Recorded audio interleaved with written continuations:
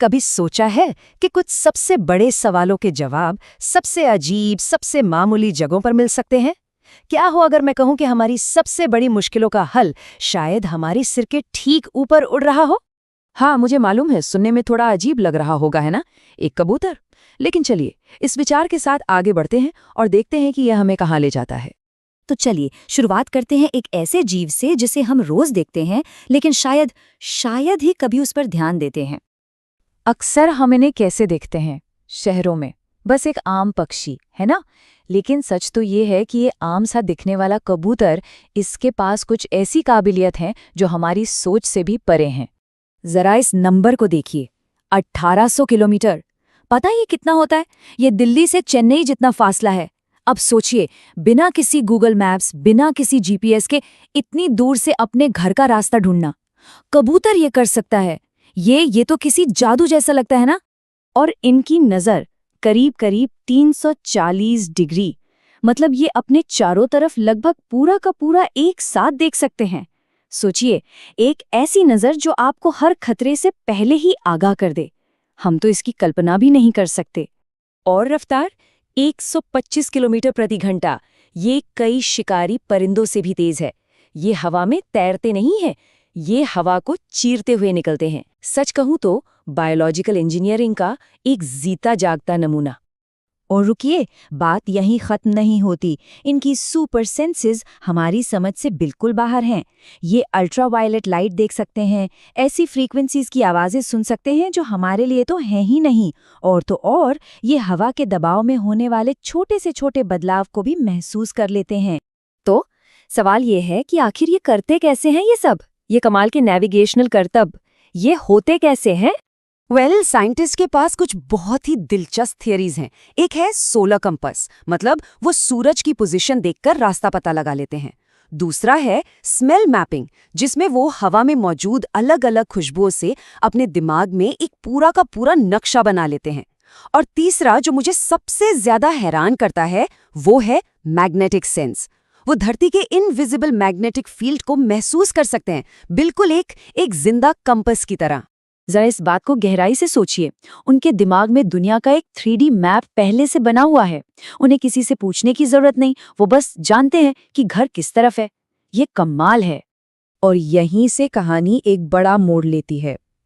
अगर एक पक्षी, एक छोटा सा जीव, इन छिपी हुई ताकतों को महसूस करके अपना रास्ता ढूंढ सकता है, तो हम इंसान, जो आज अक्सर इतना खोया हुआ महसूस करते हैं, हम अपना रास्ता खोजने के लिए किन अनदेखी शक्तियों का इस्तेमाल कर सकते हैं? ये सवाल हमें सीधा हमारी अपनी हालत पर ले आता है ना? हमारे पास टेक्नोलॉजी है, हर सवाल का जवाब गूगल पर है, फिर भी एक समाज के तौर पर हम इतने भटके हुए, इतने बंटे हुए क्यों महसूस करते हैं? तो क्या हम भी कहीं ना कहीं टूटे हुए हैं? अपनी किताब सोल बूम में रेन विल्सन यही कहते हैं। वो कहते हैं कि हमारे आज के सिस्टम्स इसलिए फेल हो रहे हैं क्योंकि हमने अपनी दिशा खो दी है। ठीक वैसे ही जैसे कोई कबूतर अपना अंदरूनी मैग्नेटिक कंपास खो दे। विल्सन कुछ महामारियों की बात करते हैं जो हमारे समाज को अंदर से खोखला कर रही हैं, और ये बीमारियां जिस्म की नहीं, रूह की हैं। जैसे चीज़ों के पीछे भागना, जिसे मटीरियलिज्म कहते हैं, या फिर जो अकेलापन हम महसूस करते हैं क्योंकि अब वो पहले जैसा भाईचारा या कम्युनिटी नहीं रही। और ये बात हम सब कहीं ना कहीं महसूस करते हैं, है ना? चीज़ें खरीदने, पैसा कमाने पर इतना ज़्यादा फोकस हो गया है कि हम अपनी अंदर की आवाज़ को सुनना ही भूल गए हैं। वो आवाज़ जो हमें बताती है कि असल में ज़रूरी क्या है। यही तो है हमारा वो अंदरूनी कंपास जिसे हम लगातार इग्नोर कर रहे हैं। तो सवाल ये है कि अगर हमारे पुराने नक्शे, यानी पैसा, पावर, शोहरत, हमें गलत रास्ते पर ले जा रहे हैं, तो फिर हमें भविष्य में आगे बढ़ने के लिए कौन से नए औजारों की, कौन से नए कंपास की जरूरत है? विल्सन इसे समझाने के लिए एक बहुत बढ़िया उदाहरण देते हैं, कुंग-फू और स्टार ट्रेक का। कुंग-फू है हमारी पर्सनल जर्नी, सवाल है मेरी जिंदगी कैसे बेहतर हो, लेकिन स्टार ट्रेक है हमारी कलेक्टिव जर्नी, सवाल है ये दुनिया कैसे बेहतर हो। हमने पहले सवाल पर, मतलब खुद पर, इतना ज्यादा ध्यान दिया है कि हम दूसरे ज्यादा बड़े सवाल को भूल ही गए हैं। और इसका हल किसी नई पॉलिटिकल पार्टी या नई इकोनॉमिक सिस्टम में नहीं है, नहीं। जरूरत है एक बहुत गहरे, एक अंदरूनी बदलाव की। अपने दिल को बदलने की, अपनी सोच को बदलने की। जैसा कि शोगी एफेंदी ने कहा था, हमें अपनी हर धारणा को, अपनी हर गतिविधि को एक नई दिशा देनी होगी। इसी को एक आध्यात्मिक क्रांति कहते हैं।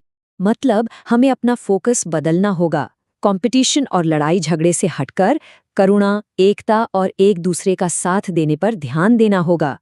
हमें मिलकर उस खोए हुए नैतिक कंपास को, उस मॉरल कंपास को फिर से ढूंढना होगा। और देखिए, हम घूम फिरकर वहीं आ गए जहां से हमने शुरू किया था, उन अनदेखी शक्तियों पर जो हमें अंदर से रास्ता दिखाती हैं। ये सदियों पुरानी बात हमें याद दिलाती है कि हम खुद को छोटा समझते हैं, पर हमारे अंदर एक पूरा ब्रह्मांड समाया हुआ है। ठीक उस कबूतर की तरह हमारे अंदर भी एक अविश्वसनीय दुनिया है, एक ऐसी ताकत है जिसके बारे में हम जानते तक नहीं। तो जैसे कबूतर के पास एक अनदेखा कंपास है, वैसे ही हमारे पास भी है।